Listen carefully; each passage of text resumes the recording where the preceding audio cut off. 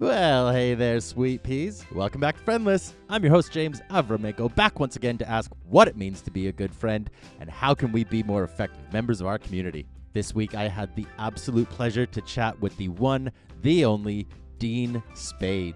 Dean, amongst other things, is the author of the new book, Love in a Fucked Up World, and we got a chance to talk real deep about topics of liberation, community, and what it truly means to be present in this current chaotic world. All that and so much more, so now it's time to lean back, get comfy, set your volume at a reasonable level, and enjoy my interview with Dean Spade here on Friendless.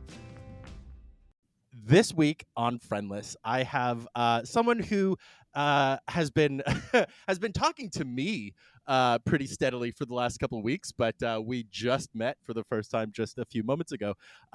He is, amongst a myriad of other things, a lawyer, a writer, an activist. Currently, the author of the brand new book, Love in a Fucked Up World, which for the last week I've been calling love is a fucked up word. But the one and the only Dean fucking Spade. How are you today? I'm so glad to be here with you. I love your enthusiasm. I really believe in enthusiasm. We really need it right now. We really do. Honestly, thank you for saying that because it is something that I feel most kind of, I guess, you could almost call it authentic when I'm just like kind of got that Labrador energy, when I'm just like, oh, I'm into this, let's meet it. And it sometimes feels inappropriate in the kind of context of the greater world, of everything that's going on and the weight of everything that's happening. But I've especially the last few months have been like, no, that's necessary. That's the counterbalance. Like, why else would we be fighting for this stuff if not for joy and pleasure and all these Yes. things, And right? also because we want people to join us. So we got to make it look fun. Yeah. We got to bring a excited spirit to things and be Yep. like, yeah, let's at least we'll enjoy each other while we fight this stuff. At least we'll care for each other. Let's do Hmm. hard things together. Let's do boring things together that need Yeah. to get done so people be well.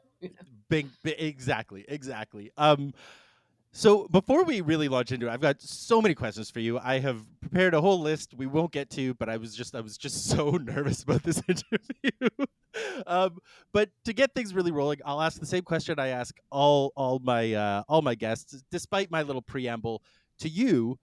Who the hell are you? Mm. That's a great question. To me, that asks me what my life is about. Mm, My life is about liberation. That I've spent the last 25 years or so in social movements, queer and trans liberation, abolition of police, prisons, and borders, stuff against wars, Palestine solidarity stuff. I'm asking the question, what actually makes change happen? What are mm, obstacles to it? What are the lies we've all been told about how change happens that then get in the way? And so asking those questions about movements, asking those questions about the groups we're in that movements are made of, like the projects, the collaborations, the efforts, and also asking those questions within myself. Like mm, for me, liberation personally is being with reality and being able to be responsive to what's happening now instead of being lost in cultural illusions or stuck in my own past so I can't tell what's really happening here with you now. mhm, So I'm interested in us having movements that can actually respond to the current crises, which I think are quite profound and, yeah. extinction level. And I'm interested in personally being as responsive as I can to the conditions around me and to the people and, and environments that I'm actually engaging with, and doing whatever I can to reduce suffering and attack the infrastructure of the ecocidal maniacs that run everything. This couldn't have said it better myself. You twigged on something that really sparked my interest. Is this idea of the of reality and being present within the what you are with in the moment, rather than allowing sort of perceptions to color, whether it's the past or the future. And I'm really curious. This is actually taking a whole new strand than I was planning, but I'm curious. How do you find yourself kind of grounding yourself in your reality, and what kind of practices do you go about doing that to anchor yourself there, and to sort of parse out what is real versus what is the story? Yeah. I mean, on the one hand, I know we can never fully do that. And on Sure. the other hand, we're living through our cultural perceptions, the moments where I'm a person who lived in my time so hardcore. You can just really see it. I really feel that when I regret my prior efforts I've made. And I'm like, well, I was a person who was living in that time. So that's what I did. We've all been 20, Yeah, exactly. Exactly. And we've all been in 2008 or Yeah. 2000, whatever, 1999. But I think that what that really means to me is two levels. One is I spend my life studying as much as I can about what the conditions actually are right now. Like, what are the people in the worst situations really living through? What are these systems that tell us they're here to keep us safe actually do? What have people done to fight them before? What are people doing now all over the world? Like, just those questions, that kind of like deep study of the current conditions of domination and the efforts to undo them is about constantly peeling back layers of like, oh, there's another way that liberalism is inside me and altering my thinking, or there's another way Mhm. that white supremacy is structuring X or Y. So that part of it. And then on the really like interpersonal level, being really open to and interested in giving and receiving feedback with people in an honest way, which is totally countercultural in a culture like ours. Like actually trying to become someone who can hear people give me feedback and really try to assess like what parts of that were grounded, how can I take that away, and can I share feedback, even though I think most of us talk ourselves out of sharing feedback, and therefore like our relationships become like very thin and fragile. And then on the very like solitude level, I have spent a lot of time in silent meditation retreats. Honestly, like I have to go to that tool regularly in order to learn more about how to see what my responsive patterns are. Like what are my autopilots? Like what comes up again and again, because when I'm going through my day and doing it, I don't notice it. I'm just living out the reaction and thinking that's reality and thinking that that's who I am. Instead of when I stop and um, try to just observe what's going on inside me, I find out there's all these patterned responses that actually aren't me. They're just patterned responses. And if Mhm. and I think that like a key thing about liberation practice is, can I have that millimeter of different distance where I know I'm having a feeling or reaction, not, and I don't try to kill it or think that it's bad. I just know I'm having it, and that might mean I don't automatically play it all out against you or myself. Or if I do, I might be able to recognize that and apologize if I hear about the impact. Like just that, like just practicing for that slight awareness is a lot of what the daily practice looks like. That's magic. It's funny. My therapist always loves to say awareness is half the battle, right? Yeah. It's just even being aware, even if you just keep on playing through the cycles, at least you're not going on autopilot with it, right? Yes. And at first it can be frustrating. I think a lot of Oh people, yeah. when they do go, especially when they first go to therapy or when they start doing meditation or something, or just when they start to notice, God, I keep having the same fight with a friend, I keep having the same love relationship, keep getting the same problems at my jobs or school. They can just be like, I suck. Mhm. I'm so bored of myself, or I tried to fix it, but I found myself in the same situation again. So there's got to be this kind of gentle, long journey. You can be like, oh, I thought I stopped like dating active alcoholics who treat me like this. Oh, and here we are 10 years later and I just started another one. Like we can all just like, or I thought I stopped like saying yes to my family when I really mean no or whatever. Mhm. And Mhm. just being like, how can we be like, wow, this is the deck of hands. This is the deck of cards I was dealt in this life. I'm probably going to keep engaging with these patterns. And instead of being like, I'll know I'm okay when I'm totally fixed or some other capitalist fantasy, it's instead like, did I bounce back faster? Did I Mhm. keep connection through the conflict? Did that cycle take less time? Like, Yeah. did I get into that relationship and get out of it in 2 years instead of 10? Did I quit the job? I mean, just like like, can I just have a different sort of, or did I notice the process of what was happening more? Was I gentler with myself? Did I ask for help? Any of these kinds of other measures. Yeah. Yeah. One of the things, this book has really turned up so many different feelings and perspectives for me. It's really one of the things that's awakened. Kind of speaking about this sort of like broadening of awareness is this. I've recognized that in reflecting on sort of past relationships, I've often framed myself as like I was just trying the best I could, and why did they do so bad, and why were they so mean? But I was just, I just wanted to love you, right? Which is the most like insidious people-pleasing, awful thing you could say, right? Because it's also like a You're not the little. worst. Oh, We're well, all over this, just so you know. well, that, yeah, I mean, Like, you're and sick of it. I get it. thanks for clocking that language, because that's honestly, that's actually stuff that I try to be. I get into autopilot as my brain is going, and it slips into those patterns, right? I can just tell how wonderful you are. So it's like we've been interacting for 15 minutes, and I'm just like, I love you. Go on. I want to. What you're telling me about this pattern you don't like. Thank you, I adore that. You just made my week. But but it really boils back to this idea of responsibility and respect. And these are some of the things I really wanted to talk to you about. Something that I've been really chewing on through my therapy has been this idea of, you call it the romance myth, right? And it's these ideas of the narratives that we're told love connections are supposed to build off of. And often we're told relationships start with safety, comfort, whatever they may be. And what I've been chewing on is they actually start at respect. That's the base thing, and everything else grows from respect. And respect brings responsibility, right? And so I'm curious, from your perspective, how do you sort of hold up the idea of personal responsibility versus kind of responsibility to the community or to connections around you? I realize I'm kind of dancing around, but I want to kind of build a little bit of a brick house here. Yeah, it's interesting. The word responsibility is fascinating.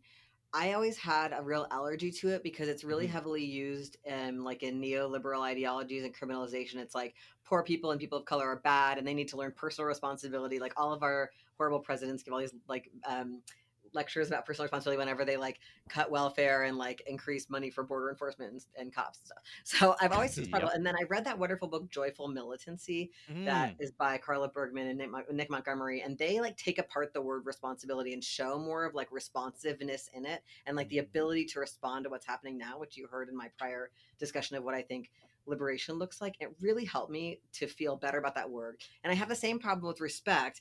Respect is so often used in our culture to be like respect your parents, respect authority, which I think we should not.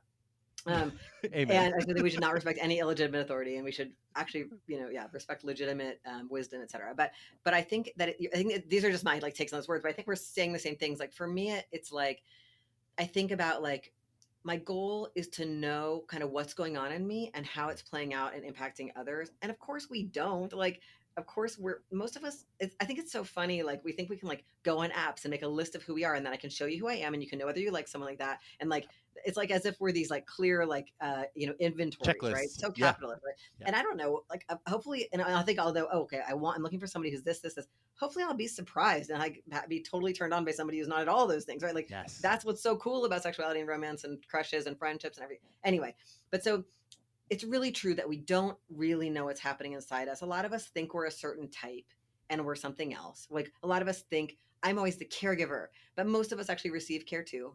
Or a lot of us think, you know what I mean? That we just have these narratives. So that's why we need other people in these processes too. Like we need to do this inquiry. Wow, what are the recurring thoughts in my head? Those are creating tendencies. What are the recurring states I get into? It's really easy for me to get shameful but hard to get angry, or it's really easy for me to get lonely but hard to get curious or whatever. And then also like what do other people say to me, like I might say to you like am I kind of the person who like waits way too long to break up, or am I the person who like is constantly ghosting people? And I may think I'm one and my dear friend may be like, Dean, that's cute but that's not how you are, and obviously only having these kinds of things with people we can trust and like share that Yep. feedback and not feel too defensive and be really loving about it.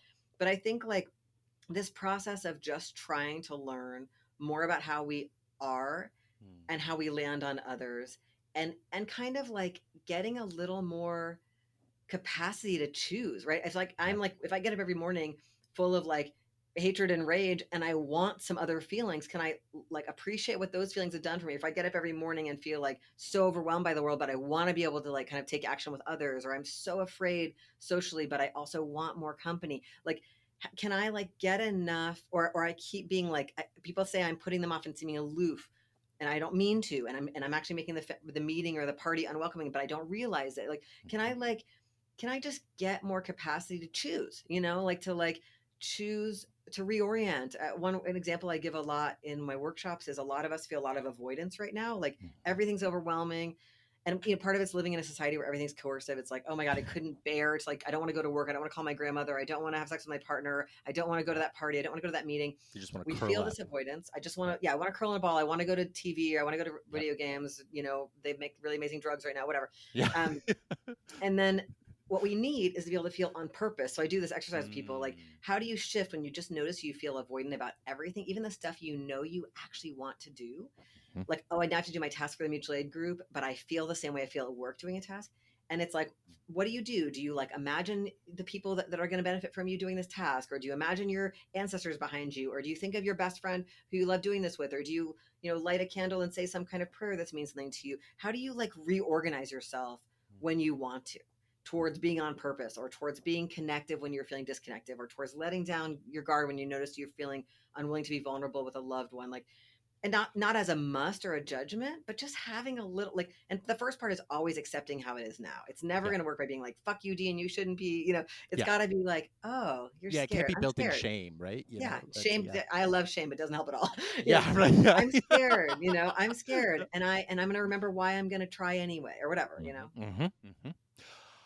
Oh, that's magic. And I think the the idea of words holding these sort of dogmatic powers, right? The idea of we can because we can break them all down. Responsibility, what does it mean? Respect, what does it mean? Shame, yeah, shame can, in the right context and rules, right? And so it's like it's this funny, in my writing I'm often talking about how, like, as much as I love being a writer, I fucking hate words, because every word is a lie, right? Every word constructed is a metaphor. It's a thought with a hat on top of it, and so that creates so much room for um the beautiful side of it is it creates room for ambiguity and interpretation and art and surprise, but at the troubling side is it leaves room for ambiguity and misinterpretation and right, um and the idea of capacity, which is something I hear you tapping on. Um, how do you kind of recommend? I know, like, for instance, I'm in a DBT group, therapy group, and so we have our own exercises about kind of building capacities and things like that. And I'm curious, in your own practice or with your workshops, how do you recommend sort of exploring that? You're talking about have these exercises. Sometimes even just thinking of that is a lot, though, right? How do you sort of recommend kind of dipping your toes into the shallow end of that to sort of start the ball rolling? Yeah, that's such a great question. There's so many ways people do this. I mean, one piece of advice that my friend Dory Midnight gave me years ago, I was feeling really terrible. And she was like, when you're at your worst, ask for, can I have 2% less of this, or 2% more of what you want? 2% is pretty much always available. Yeah. Like, Yeah. literally it'll just be delivered if you got 2%. You know what I mean? And like, Yeah. that's nice. Okay. So like sometimes it's things like that. I've also done processes where by myself, where I've worked with an idea for years. I've used this in a method called generative somatics, where we have a commitment. We'll be like, like my commitment around my writing was, you say it in this way, where you say, I am a commitment to, and I was like, I am a commitment to sharing transformative ideas grounded in collaborative practice. So every time I sat down to write and I would feel like, I don't want to do it, or I'd feel like I'm not smart enough, or somebody I probably already wrote this, or nobody cares, I would just say that. And I would also do usually some other things, because I was struggling a lot writing this book. Or so that can be helpful, being like, I'm going to invoke what I want. Or people sometimes will be like, I'm taking this herbal medicine for that, or I'm casting a spell. I think anything where you Yeah. invoke the thing you want to feel and just try it on, not in a judgy way, not in a forced way, but like, what is that quality like? Or sometimes people will be like, make a piece of art about it, or do a collage about it, or what is a song that sounds like that? Like, I think using more of our senses can help. Like, what is the color or the landscape that comes to mind if I'm trying to feel lighter, or if I'm trying to feel action oriented, or whatever it is that I'm wishing for, more connected to others, or like more mothered, or more, whatever, more Yeah. accompanied, whatever word it is. I think that stuff can be really useful. And just like, what does that quality make? Just like studying a quality, or like reading a book about that quality, like that kind of thing. With groups, what I've done a lot, And a lot of the groups I'm working with are like mutual aid groups or like chapter based groups that are like fighting something like fighting Zionism or, Hmm. fighting for fossil fuel divestment or whatever. Yeah. And so they're groups of people working together, and there's always a lot of group dynamics that are heavy in groups. And so actually, and what happens often is that we have tensions around how hard it is to do all of this work, and also how we all come with all these really difficult things in us. And then we start just pointing fingers, like you're always rushing us, or you never get your task done, or whatever.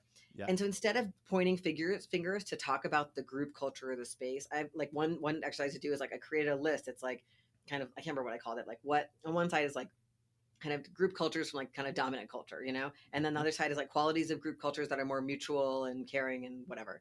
And then the group sits around and looks at together like which ones are hard that we see here, which ones have you been in a group with before that was hard, which ones are exciting to you that you see here, which ones are aspirational, what do we want. So now we can talk about the qualities without blame.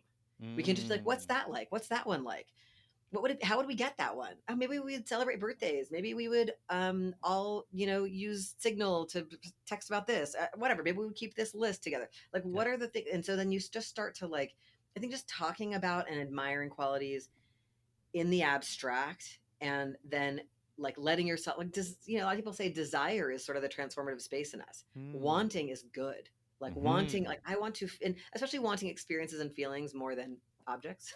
Yeah. Like one, like, oh, and even just noticing like I'm jealous. It seems like you're really like comfortable making a podcast. I want to make a podcast. I want to be comfortable. And then if I feel jealousy or envy, Yep. oh, that's desire. Awesome. Let's put Yeah. more energy towards me feeling that comfort. Let me Yeah. ask other people what it's like, or let me try it on, or what would it be like if I was that comfortable? What do I imagine that would feel like? Like Yeah. just like I think just seeing capacities that are interesting to us and like flirting with them or talking openly about them with others, and especially in groups, talking about them without having to point fingers feels like Mm. vital. Mm. Oh, I think that's gorgeous. And building on the idea of desire, something is, I'm going to be a broken record. The listeners of the show are on a first name basis with my therapist, Scott. Everybody knows who I say. What I say? Well, Scott says,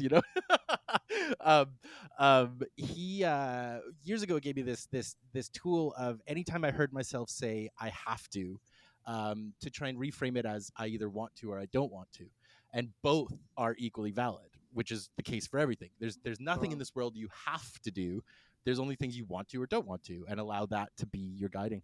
And I think, I mean, I know for me when I started that reframe, yeah, want to just takes all the pressure off and brings all the joy in, right? And then when you become, as you're saying, when you become more mindful and sort of cultivating that desire and cultivating that, it's a connective act more than a disconnective one, right? And Yeah, and it relieves the other person. If I mean, I mhm. used to do so bad. I'd be like, uh, do you want to empty the dishwasher? Instead Yeah. of I want you to empty the dishwasher. Yes. Hey, I'd like you to empty the dishwasher if you don't mind. Like Mhm. like just being more directive that we want things actually Mhm. frees people up to be in more consensual relationships, and people feel Yes. less manipulated and feel Yes. more recognized, like, oh, I've asked you to do something and you're saying yes or no, as opposed to I'm asking if you want to. I mean, usually nobody really wants to empty the dishwasher, No. like Yeah. that's like there's something about the wanting language that's about getting. We live in this coercive society Yeah. that like forces us to do everything, and then our voices inside our heads are like have to, must, very very rigid, because we at times I think just to get through childhood and go sit in a chair and be still all day, which is so counter to like what our animal bodies want, Yep. we all became like these inner tyrants. And Mhm. now it's like if we could access desire, we could really get some more freedom. Like also just like what do we actually want to do with our short lives? Like most people are doing jobs they hate, being in relationships that are really like dulling and negative and resentful. Like Yeah. what would it be like to think we could want stuff, and that, Mm. and starting with even the smallest thing, like Mhm. about whether you have to take the trash out right now or could wait until the morning. If you're giving yourself that mean voice, I think it like Mhm. I love Scott's advice. I'm going to use Yeah. it. Right? Yeah, I yeah. owe He's Scott the at least a best. few dollars. Right? Yeah, yeah. Oh my God. I hope I have paid his mortgage at this point. I've Good, been with him for almost 5 years now, so I hope I put some good mileage in with him. He's good. literally why I'm alive. But um, Love that. Right? I want to circle back to one of the kind of the tentpole questions of this show. One of the big explorations is this idea of community, and your book really centers, all of your books really, they center on values of how to build community, how to be within it, and like we were talking about, the ambiguity of words. Community can be such a small but such a nebulous term, and so I'm so fascinated every time a new guest comes on because it's a brand new take. So at the baseline, before we kind of launch into the next string, I'm curious for you, what is your personal kind of experience or definition of the word community?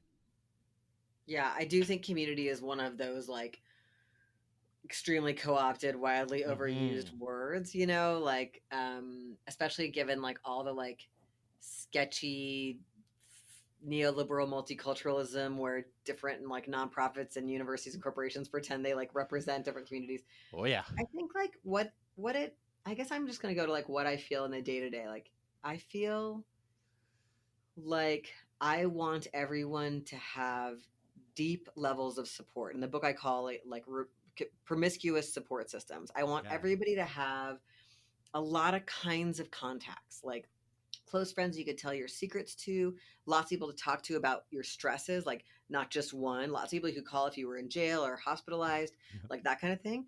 And also lots of people who would maybe drop off a meal if you had a long-term thing happening, or people also on your block who would know if something was going on, like there's like for me I feel like I have layers and layers and layers of community. Like I like have Mm. there's a whole set of people who I just see at the summer at the lake, and there's a whole set of people who I see just when I go to Fireweed Collective webinars, or who I just see there's people who are part of my Buddhist community, and people who I've done gender semantics classes with, and there's people who I've been in different anti-jail campaigns with. I'm like just all these layers of people who I've thicker and thinner contacts with, people I knew really well, people I once dated or was best friends with or roommates with, and people who I always had just known a little bit, never had a one-on-one with.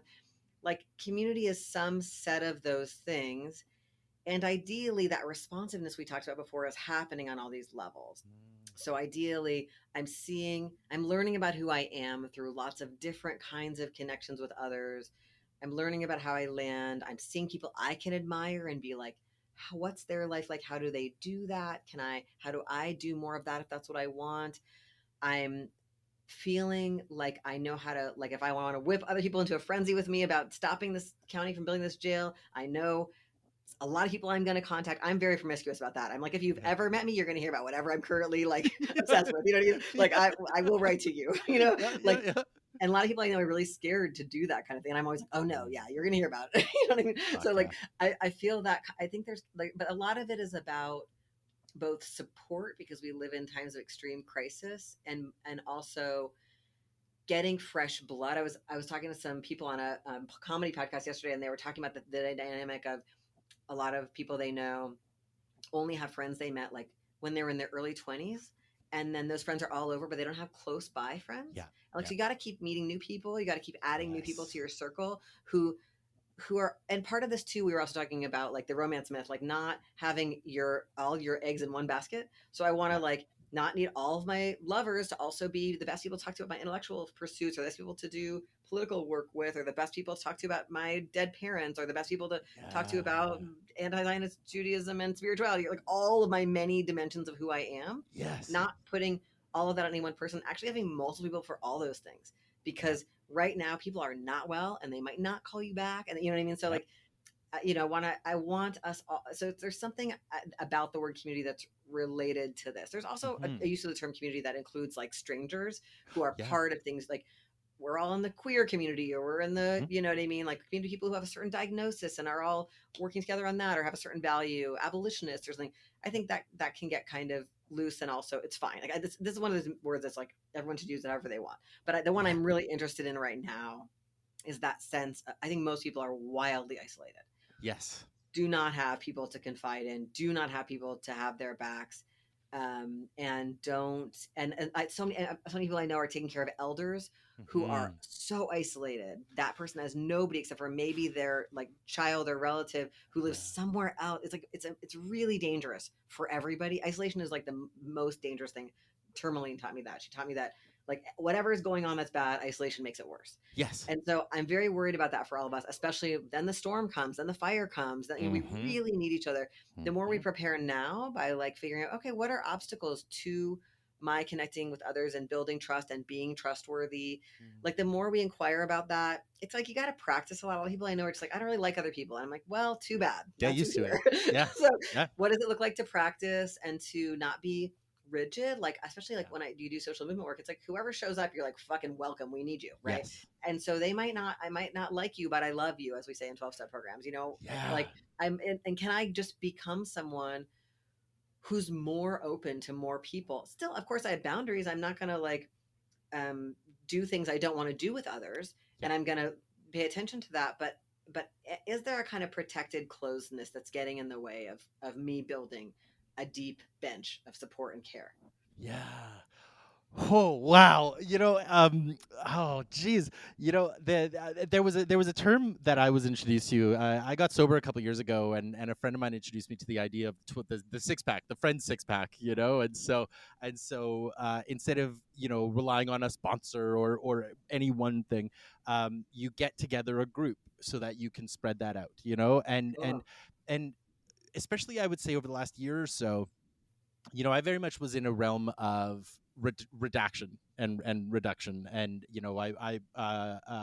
this book is actually really drumming up old memories of losing big swaths of a community and really getting kind of isolated from that stuff.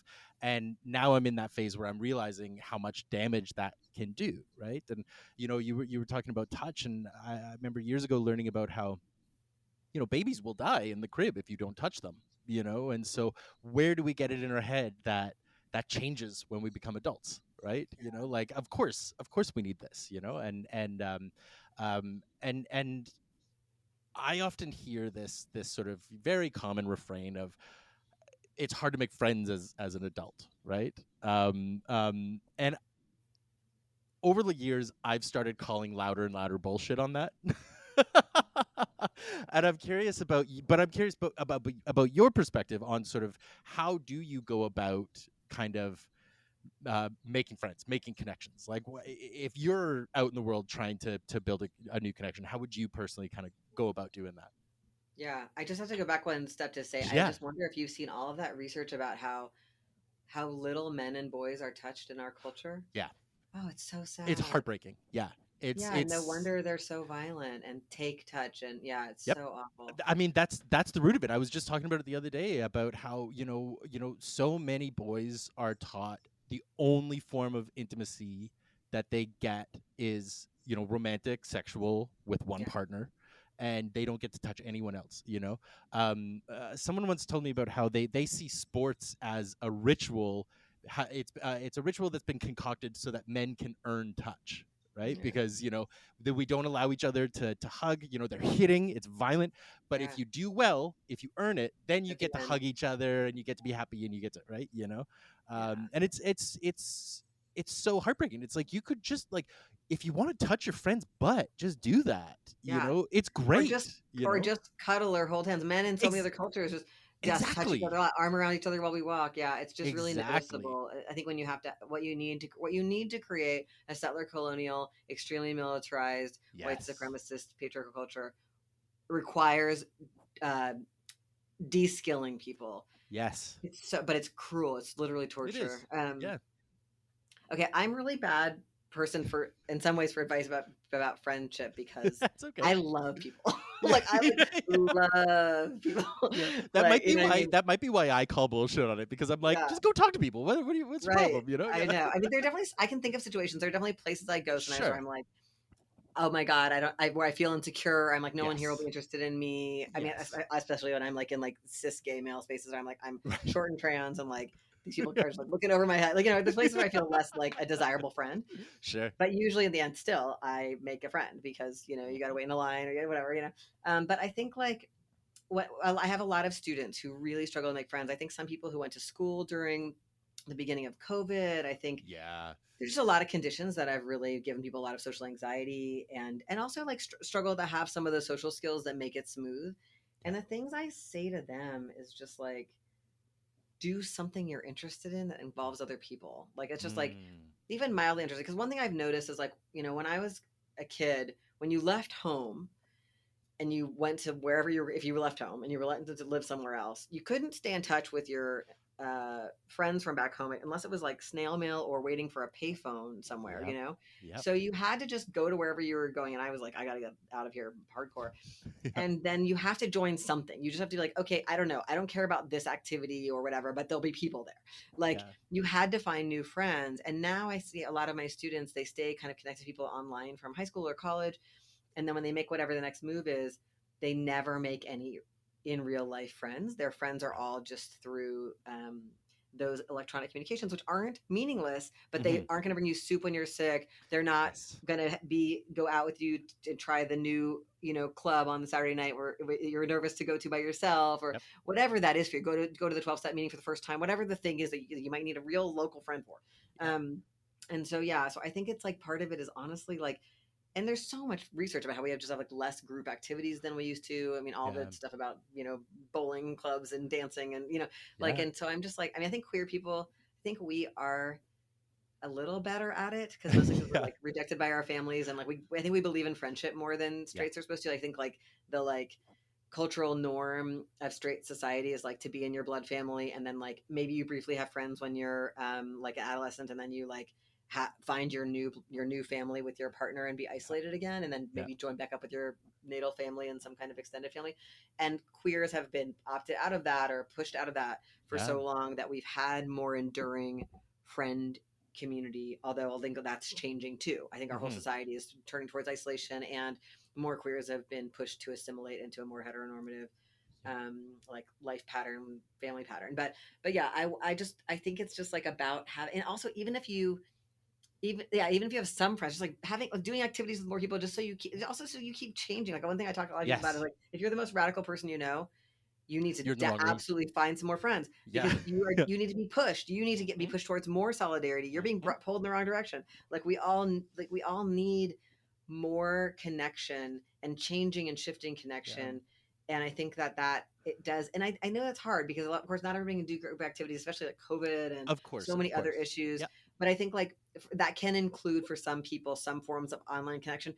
It's one Yep. kind of online connection when I play a video game and I don't, and I don't see anyone. We're all fake names. It's another form when I go to a support group and I see Yes. your faces. Like there's ways to do things online that are thicker connectors. Hmm. Or when I go to a support group, we also go into breakout rooms and I have a one-on-one with you. You Hmm. could, or I do. I just think there's like levels of even online activity that are more and less friendship building. Yes. Yeah. You know, I love the term the thicker and the thinner connections. I think that framework is gorgeous. I'm stealing that. Um, the you know. The way you framed the idea, because I talk often on the show about this idea of, online connections are really important. And if those are the only ways you can do it, then obviously you have to lean in. But there is something still intangibly missing from being able to see in person. I think you really nailed it of like, it's those little almost like thoughtless things that you don't consider, oh, I should have people around in case I get sick and I need soup, right? But that's Yeah. if that's around, oh my god, that's a life changer. Yeah. My friend just broke his wrist really badly, and Mm. like he needed a lot of support even just to get through the emergency room experience, Yeah. much less all of the weeks. I mean, yeah, I think also like, when we meet in person someday, we'll be like, wow, you look different than I thought, because we're Yeah. animals. There's Yes. a whole Yeah. part of our perception we're not experiencing. And it's Hmm. it's still wonderful that we can connect with people online. But yeah, I think also like when you're digesting bad news, which we all Yeah. are constantly, or when you hear that someone you love has passed, or when you find out about the next 500 people that have been killed in the war, and you're not getting another person's facial Yeah. expressions and possibly touch, if that's something you're open to. Like, I just think we all do need a lot of that, and there's Yeah. a lot of like downplaying of those needs in a Yeah. culture that wants us to think we can get everything online.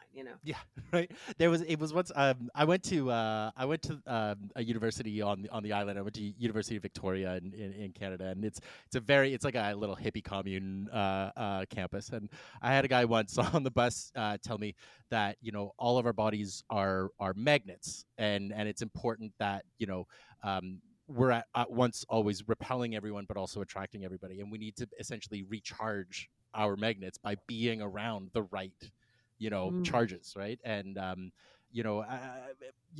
don't even know why I'm saying this flippantly, because I actually really truly appreciate that sentiment. I don't know if I would use those same words, but I think that the sentiment behind it is fundamentally within my philosophy of like we need that, like, skin on skin if we can, right? We need that yeah. recharge, right? I And mean, I you're think right, it comes back to touch, right?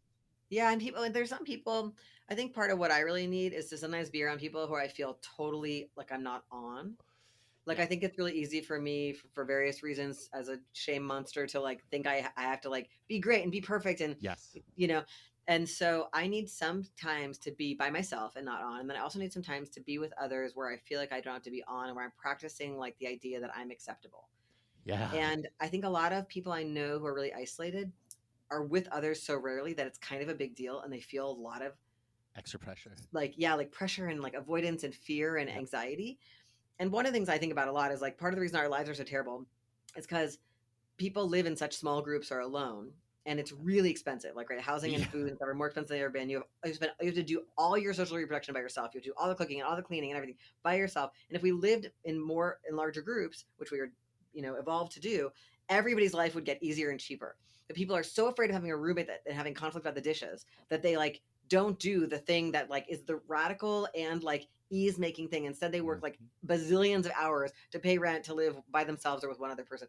Mhm. Everyone should do what they want, of course. Some people want to live alone, that's fine. But like I think there's an example of how like conflict avoidance in our society and fear of other people, the de-skilling is so severe that we're acting really against our own interests. If it was kind of Mhm. no big deal to be around other people because I lived with other people, which I do live with five other people, like then it's like, well, yeah, like I can kind of get what I need even when somebody walks through the room. I can still stay chill.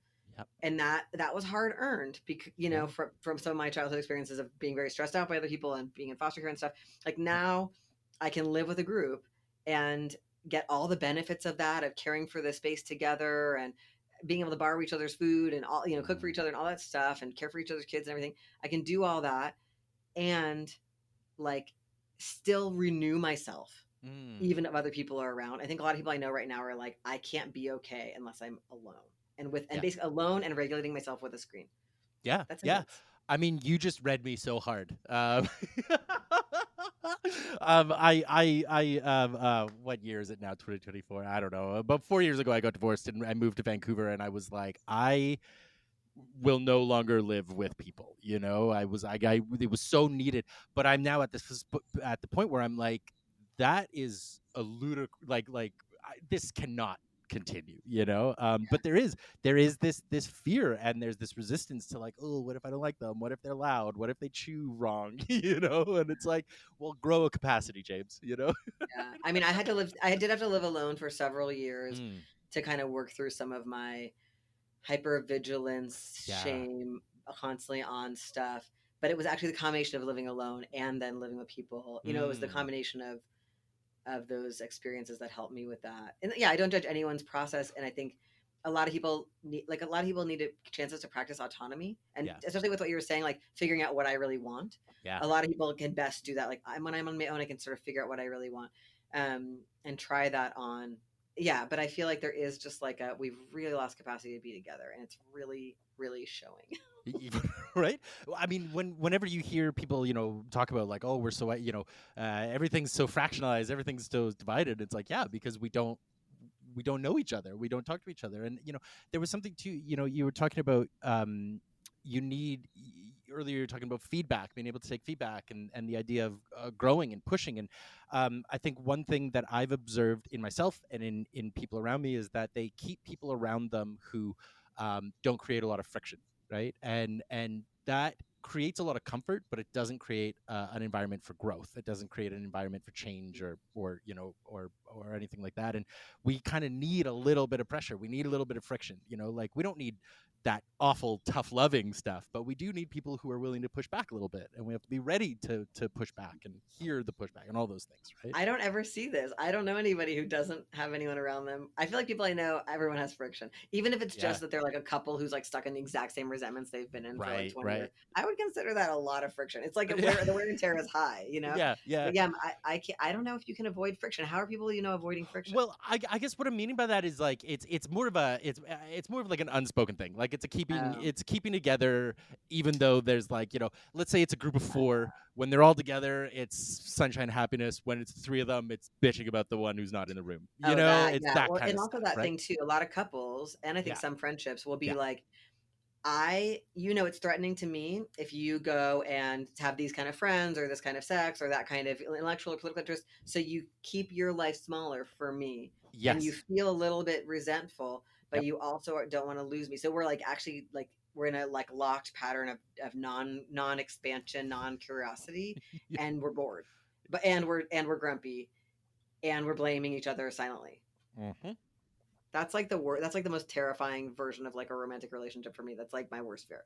Yep. Yeah, it's yeah, it was pretty close to that was my experience in Saskatoon, we'll just say. I mean, I think we've all felt the dimensions of that at some point. Like Right.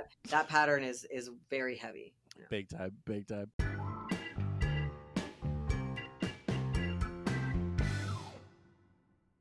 Throughout a lot of this book, you talk a lot about kind of divesting from harmful cultural scripts, and I'm wondering, we've touched on this a little bit around the idea of responsibility, but I'm wondering, how do you find yourself sort of parsing out what is our responsibility to ourself within these scripts, and then what is our responsibility to the kind of community at large within these, and how do we sort of practice maintaining self-respect for ourselves while still trying to advocate for as much as we can?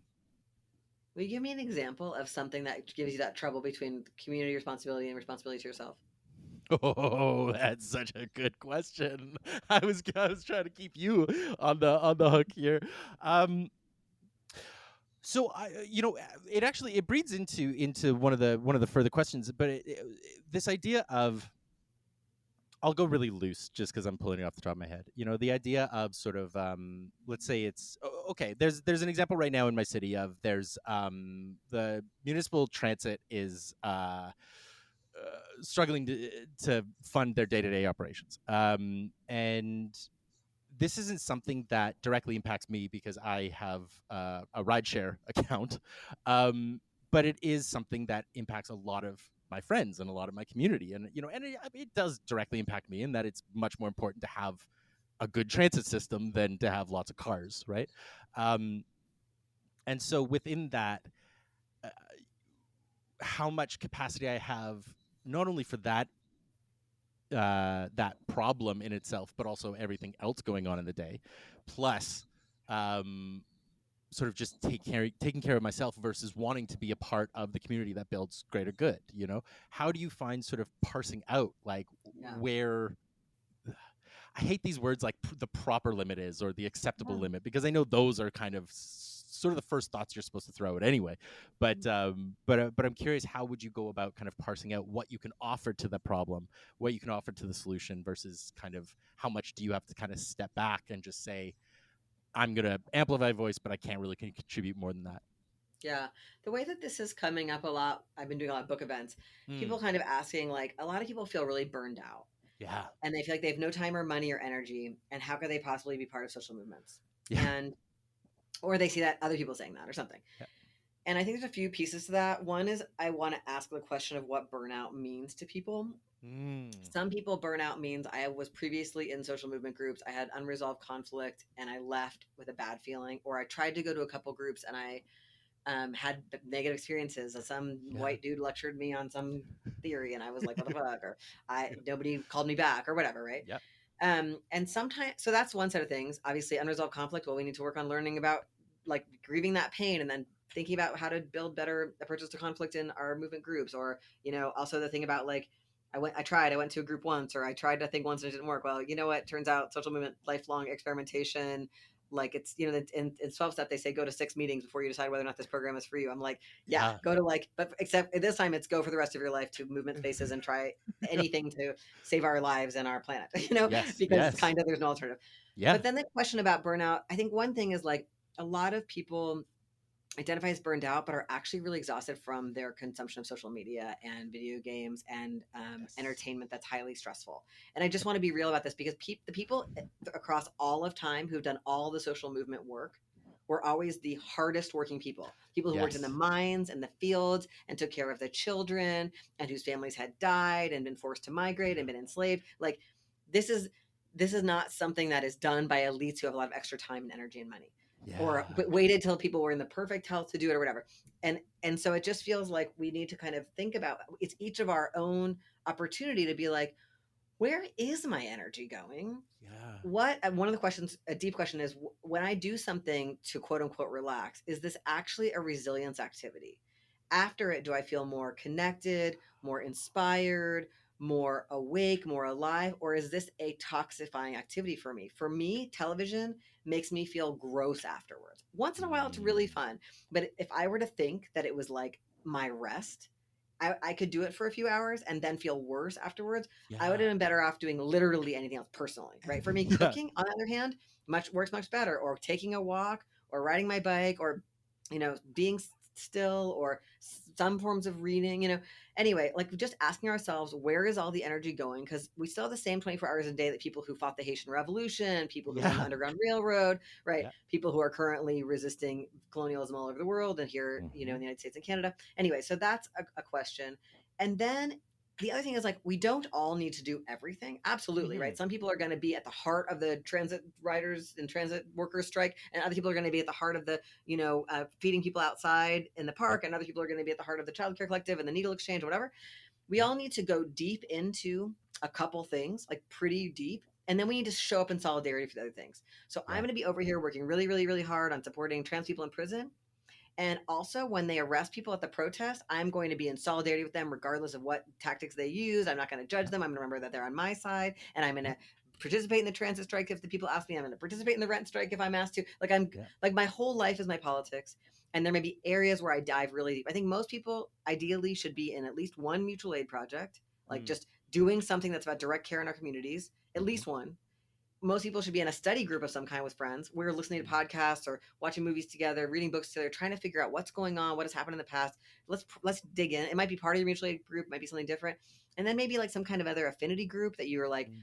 we go to actions together. We know each other's, like, I know what meds you take. What my immigration status is, that I'm trans, and then we like are ready to go take action together, be bold together, whatever that it looks like. Like we like at least that much community would be great. And so why am I not doing that? Well, is it because I have a lot of care obligations? Can I Mm. collectivize any of those care obligations? The child care, the elder care. Why are we all doing this stuff separately and alone? Like, this is very complicated.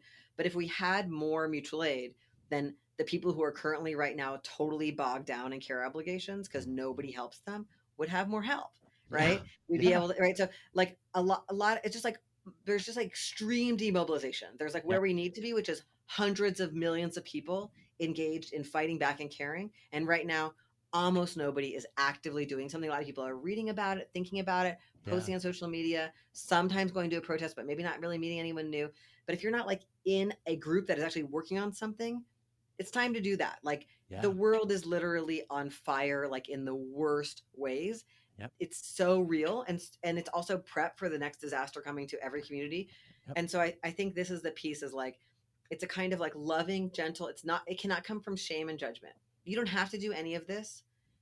Everyone's life is valuable, Yep. and it's your chance. This is your one Yeah. short life. The world is at an extreme moment of unraveling. Would you like to reduce harm? Would you like to care for others? Would you like to dismantle what's hurting us? Yeah. And I think that that's about being in groups. That is work done in groups. Yeah. I think that's an incredible answer, and thank you for that, and thank you for it is something because I know when I look at myself and I look at my capacity, it's like I know again it's trying to remove that shame piece, but it's like I know I'm not doing enough. You know what I mean? Like I'm trying to create platforms, I'm trying to advocate, and at the same time too, my rest time is using really dysregulating video games. Is really, you know, it's like it's not actually resting, and then I get out of it and I'm like, why am I more exhausted, and why do I not feel like I can give more? When you're exactly right, But it's, I you think the know. thing is, it's not that you're not. I don't want you. You are already enough. We are all already enough. Being Of alive is course. enough. Yeah. Yeah. And then, am I doing enough for what I desire? So That's the right. standard isn't out there like Dean's a bad activist because he's not. It's At just the, in yeah. here. Like Yeah. I'm the one living this life, and there's all this evidence. I love one of my favorite 12-step programs is Workaholics Anonymous, and Mm. in that program, people often talk about how there's all this research about how people on their deathbeds usually say they wish they hadn't worked so much. Yeah. Like our jobs are not satisfying. Yep. They're to make somebody else wealthy usually, or to Yep. participate in some other gross thing. Some of us, I have work that's all unpaid, like writing this book that I love. That's not my job. That is Yep. meaningful to me. I have to Yep. find a way to eke out all my time for all my organizing, mutual aid, Mm. and writing, and stuff like that. None of which is ever going to be, that what any job I could have would want me to do. Yeah. And so figuring out how to be what's my life work that I want. This is the thing about the difference between avoidance and being on purpose. The Mm. shame makes me want to be like, oh fuck, I should be doing more. I'm bad. The on Right. purpose says, wow, it hurts when I see people sleeping outside in my town. I want to be part of supporting them. I love them. Yes. I Yeah. want to find out how people are doing that. What's hard about it? Where can I help? What kind of skills would I need that I don't have right now that could be really cool? Yeah, yeah. I love the reframe. I appreciate that because that is very much, you know, yeah, that, you know, we keep on circling back to these same things of like do it with love, do it with desire, right? You know, and I really appreciate that. Um as we've really, you know, as we've been touching on, you know, things are heavy and it's very easy to get caught up in that, and it's really easy to get overwhelmed by that. And I'm curious for you personally, what is something that you kind of hold on to that sort of that gives you hope? What's something that's giving you hope for the coming days? I read this poem a lot by Diane DePrima called Life Chant. It's from the Mm. 70s. That poem helps me a lot. I read it almost every day. I also reread constantly Vicky Osterweil's book In Defense of Looting, and Mm. especially there's this chapter in the book, which is chapter 5, that I actually like. I have the book right here. I have so many copies of this book. I also have the audiobook. Um, Love it. chapter 5 it is so good. It is about these. It's called Looted Bread, Stolen Labor, and it's about movements of unemployed and unhoused and evicted people in the late 1800s through the 1930s, just having huge groups of people just stop stuff with people power. Because Mm. right now I'm like living in the United States. There's literally nothing I can do about like the coup happening with Elon Musk, like having this like Nazi president, like these, funding this nightmare genocide. Like there's like nothing I can do about them. They're just like a Yeah. sideshow that's like on TV or whatever. Yeah. But when I read about like in the early 1930s, in New York City, these people would do these eviction riots. Every time they tried to evict someone, the people would like show up, like hundreds, sometimes thousands of people, and just stop the eviction by like sitting on all the furniture, refusing to leave, pushing the cops out. Wow. They stopped 77,000 evictions in the early 1930s. A Wow. third of all evictions were stopped in New York City by this tactic. So what that means is Wow. everybody was kind of, you're home after dinner, whatever, or you're taking care of the baby, and they walk by and like, hey y'all, it's happening now, and you were willing to go. Yes. And that, what does it take to get everybody, or even enough people, like even a tenth of people, or maybe it's a 20th of people or something, to be like, oh, hell yeah, I'm going too. And Yeah. also, when we all do it together, it's not dangerous. It's very dangerous when just a few of us do it. Yes. And right now, we can't even stop like a park from being swept here in Seattle. Like the cops are sweeping the parks of unhoused people multiple times a week, Yeah. hurting people, arresting people, destroying their belongings, destroying their medications, their eyeglasses, and we can't even gather enough people to stop that. Yeah. So, once, you know what I mean? Yeah. Even though Yeah. we all hate it. So I'm just kind of like, for me, reading about those moments, reading about like, I don't know if you know this. This Vicky also writes about this in the book. Hundreds of thousands of people escaped from slavery. Mm. That's what made slavery stop working, Yeah. because so many people freed themselves. That's Wow. so dangerous. They didn't have electronic communication. A lot of people Yeah. couldn't read. They didn't know whether it was safe to go. Everyone was risking so much. I Yeah. just think about that stuff and I'm like, yeah, we are under terrible conditions, like really, really terrible. In some ways, worse than ever because the level of environmental threat, ecological Yeah. threat is higher. But in other ways, I'm like, and people's demobilization is really scary and depressing. But Yep. on the other hand, people are just like naturally connective. They've been trying to dominate us forever and we still resist. Yeah. Like we all come from like brave people who fought back. That's the Hmm. only reason we are alive. I don't know. I feel that's kind of what I have to go to. Hmm. I wouldn't say it's hope because I really believe in sobriety, mental sobriety about this. I'm like, yeah, Mm. I don't fucking know what's going to happen. Yeah. I'm not Yeah. like things will work out. I'm not skipping the terror and grief. I'm Yes. like, wow, it is so bad. May I die fighting. May I Yes. be an ounce as brave as any one of the people that Vicky Osterwile writes about in her book are. Like, Yeah. may I have shown any solidarity and care for others in this very hard time to be alive. May I be inspired by them. May I do things even though I'm afraid, you know? Yeah. Hope is a really interesting. It's been one, I've been asking this question, and hope. I sometimes toy with it a little bit, and I use different words because it isn't fully landing the intention. And I think you scratched at it a little deeper there of like, I think we sometimes fall back on hope as a band-aid for it'll work out. And I'm not somebody who believes like the right or wrong side of history type mentality. I'm like, no, it's just history. It's just what happens and then what happens next, and so there isn't some grand cosmic equation that gets solved. And at the same time too, I can't off the top of my head think of very many fascist leaders who ever died in their beds, and so it's like, well, I do often go back to that photo of Mussolini, and I think, okay, well, we can figure it out, right? Um, um, and yeah, hope is just that term that I've landed on for now, but I'm still kind of diving at because it's more the idea of what's keeping you going, what's motivating you, right? And Yeah. anger I can think be it's such a important. motivator. Yes, people love the word hope, and I think it's Yeah. okay to just keep this debate alive about it. But 2 days ago, this teacher I've been working with forever, this old queer woman who's like a brilliant person, said to me that her teacher told her, inspiration is the greatest protection. Hmm. And I have been really chewing on that. Like, what does that mean? And I've been thinking about, right, because we think we'll get so much of what's in my book is about like the things we think will make us safe, Yes. and then we're told in our society like other people being in prison will make you safe, the US having a giant military will make you safe, Yep. uh, owning a house will make you safe, getting married will make you safe, and none of this shit's going to make you safe. Actually, a lot of Yep. it really really actually risking destroying the earth, risking your own life, Yep. but what does make us safe is solidarity, is also there's like a safety in knowing why I'm doing this in my own Hmm. certainty. There's a safety in the dignify how that dignifies me to know what Hmm. I believe and don't believe and like what I want.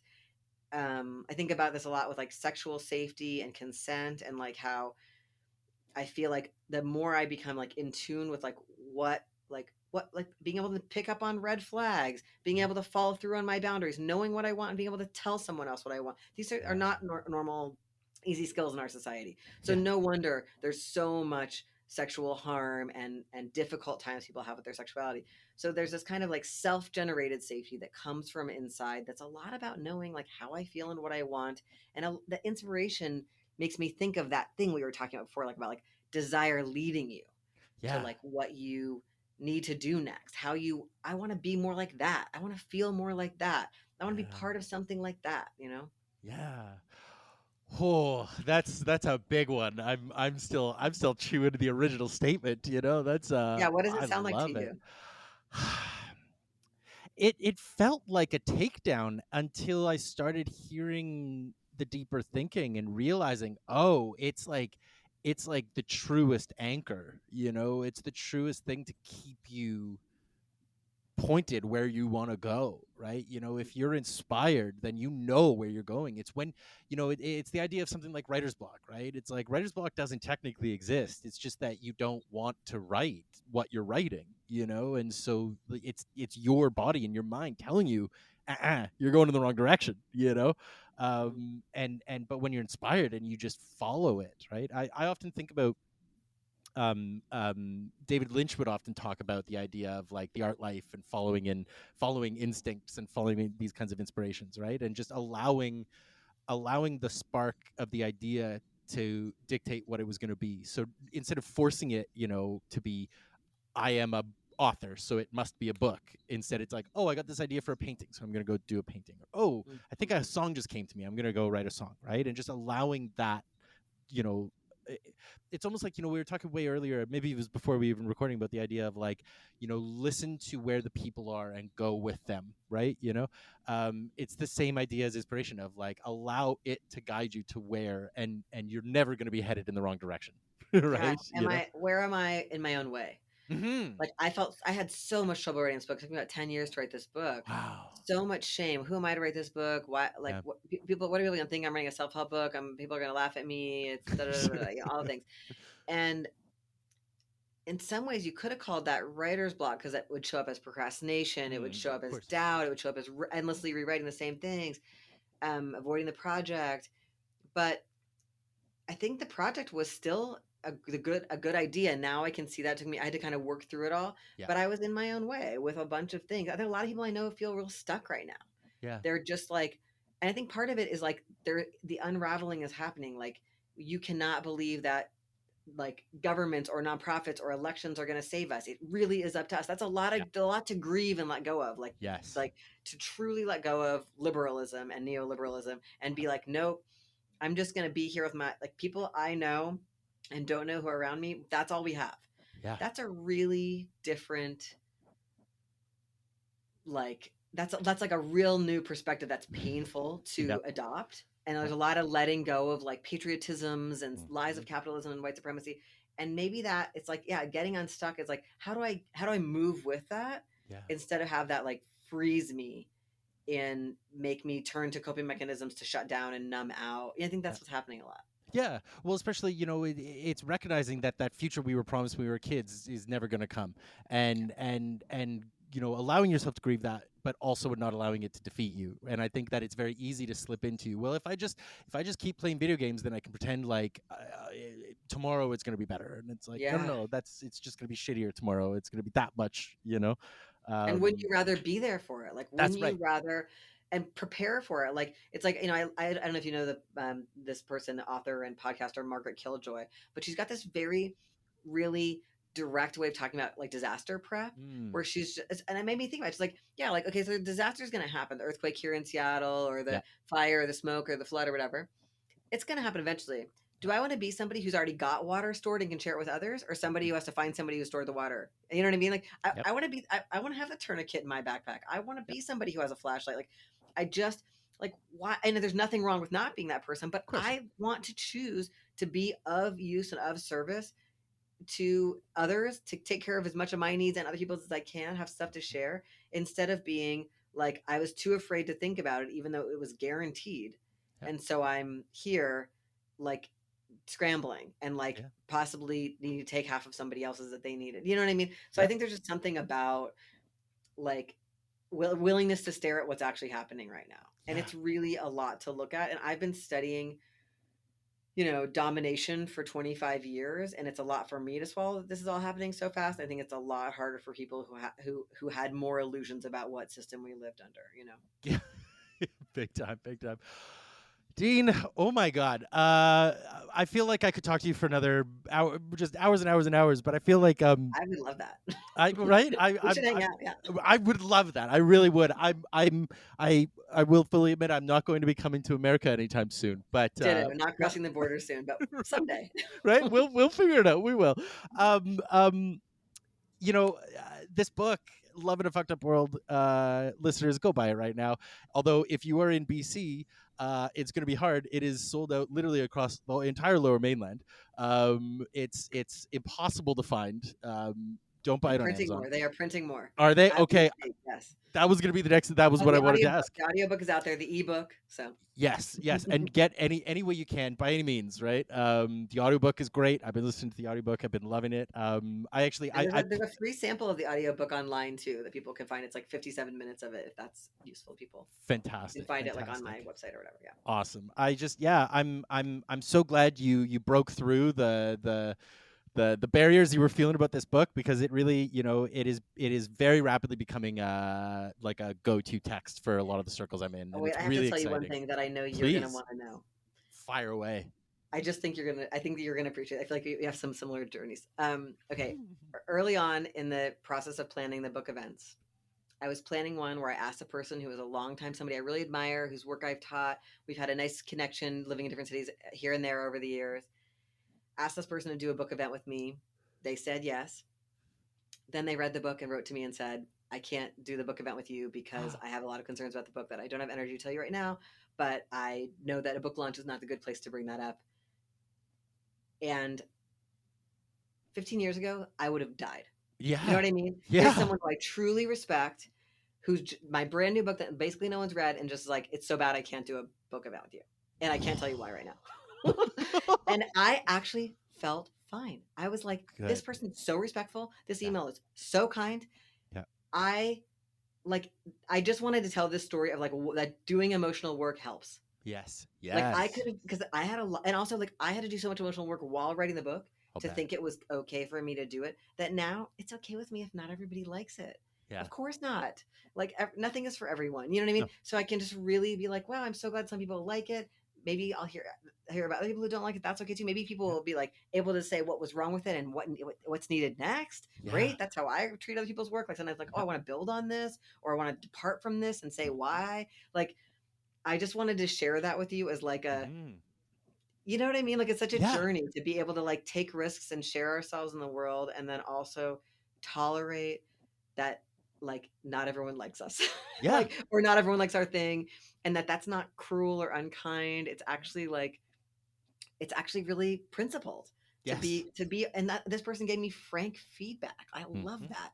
I don't know. I just wanted to share that with you. No, thank you, and it's, I mean, okay, the spider web's my brain. I'm gonna try and get all the thoughts because they're all connected, but it's this idea of like, you mentioned this idea of like, oh, other people have already said it, and so what's my, but the truth is it's you just adding your voice to the chorus of the thought, right? Nobody has ever had a new thought, but Yeah. we do get to express it from our angle and from our Yes. perspective, and that's a beautiful opportunity, and you have added your voice to this chorus that is so vital and so important, and you've inspired me, you've inspired so many people I know. You've inspired me to get back into writing. You've also inspired me to Good. reflect on so many things that I had thought I'd put to bed, and I realized needed new re-examination. And it's so powerful. Good. Um, the other piece, though, a tangential thought, is this idea of something I've been really chewing on is this idea of the difference between being good and being nice. And Mm, very often in Canadian culture, where we're supposedly prided in being nice, the thing is that Canadians are assholes. We're a fundamental asshole nation, but we're passive aggressive, so we look nice, right? mm, And that's the difference. Being nice is saying the thing that's going to make the other person comfortable, whether you agree with it or not. Being good is holding to your principles and mhm. staying true to those, and even if it makes the other person, obviously, you don't want to be dangerous, but it's like if it counters the other person, if it disagrees with the other person, you still stick to it because that's what being good is. Also, that's relationality. If we Yes. have a relationship and I never tell you that things you're doing are hard for me, then we stay shallow and I don't have a lot of trust. And if I take the Yes. risk and tell you, and then you take the risk and listen to me, I'm like, wow, what a rare experience. Yeah. Someone listened and cared about my feedback. And you're like, wow, Dean really cares about our friendship. That's why he shared this. Like, Yes. people are so afraid to give each other feedback, but it's the core to building safety Yeah. is like that I actually know what you think of me and that I actually know how to support you and that you actually know those things about me. I mean that yeah, I think that's so vital. Oh my god! I mean, oh god, there's so many different cans of worms. We got to pick at this one. If you got a few minutes, if you got still a few Yeah. brain cells, the idea of safety. Safety isn't necessarily an inherent thing, right? You don't show up with safety with strangers. You build safety, and you build safety through honesty and authenticity, and by and these things. And one of my previous mistakes has been listing, doing that thing, the treating people as an inventory, treating myself as an inventory, and saying I am this and this and this, and then listening to the inventory they treat back, and then not watching the behaviors and instead just following the words, and that can be such a pitfall, right? And I'm curious, how do you find yourself parsing that out in your experiences. Yeah, I'm actually kind of bad at this. I Yeah, often same. have to ask friends for help. I Yeah, really do believe, I often believe the surface a little bit too much, same. and so it helps. Sometimes it helps me.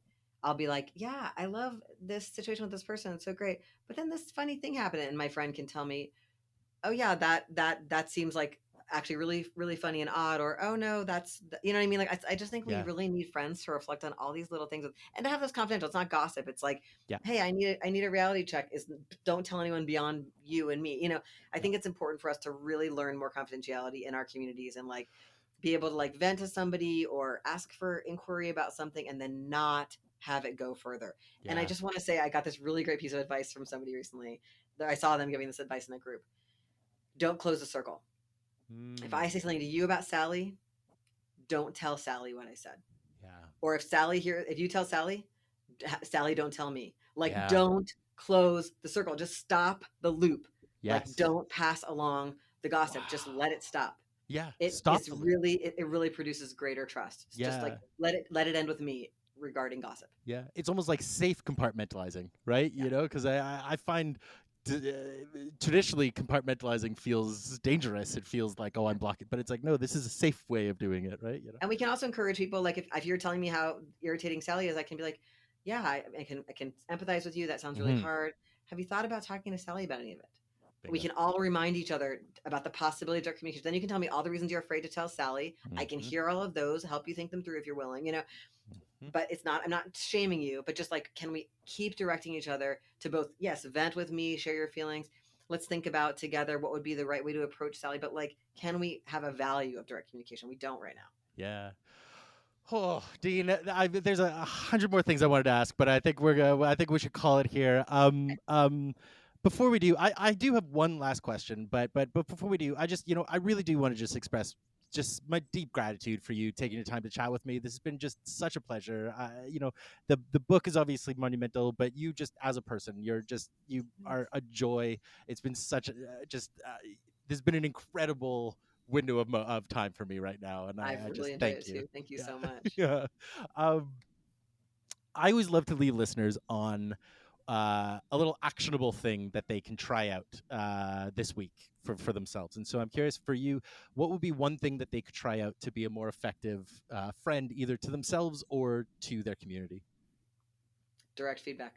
Mm, Practice. Ask. Even you can even ask a friend. Hey, let's try this a little more together. Let's this week each, you know, give one little piece. Do something so light that's so unlikely to be defensive. I don't know if you knew this, but I really prefer when we meet outside, and I've never said it to you before. Or I don't know if you knew, but um, I hate being called sweetie or whatever. You know what I yeah, mean? And it's yeah. not that they have to promise to never do or whatever. Just little things. Just start that. Just be like, what if we agreed to be people who give each other direct feedback, and let's Mm. just try. And let's just try to be non-defensive.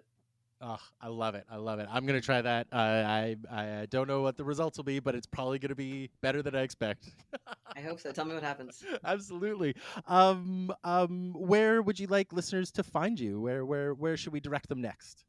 I've got a lot of resources on my website at deanspade.net, but I also have, like most kinds of social media that people are trying, or some kinds. So, yeah.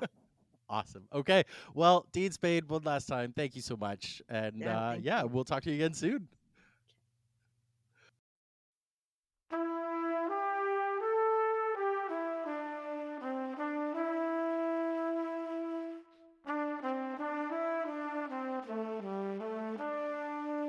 And that's it. Thank you once more to Dean for coming on the show to chat. It was an absolute pleasure, and I know I'm going to be thinking about that conversation for a long time. If you want a copy of his new book, Love in a Fucked Up World, you can find it in paperback, ebook, or audiobook through the links to his website in the show notes. I cannot recommend it highly enough. Grab your copy today. If you enjoyed the show, why not consider leaving me a 5-star review wherever you listened? Every single review counts, and it's completely free. And if you want more free Friendless content, why not sign up for the Substack? It's been on the same hiatus as the podcast, but is officially making its grand return soon.